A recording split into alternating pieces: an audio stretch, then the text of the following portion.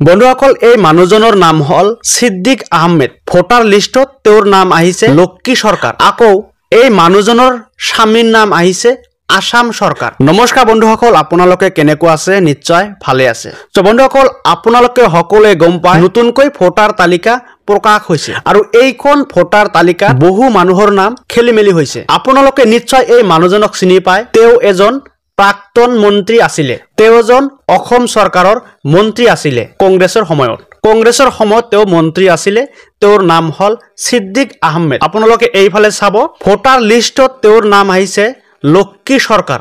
তেওঁৰ নাম চাব লক্ষ্মী সৰকাৰ। আকৌ ইয়াতকৈ ডাঙৰ কথাটো হল এই পুৰুষ মানুহজনৰ তেওঁৰ বোলে এজন স্বামী আছে। ভোটাৰ লিষ্টত তেওঁৰ স্বামীৰ নাম আহিছে আসাম সৰকাৰ।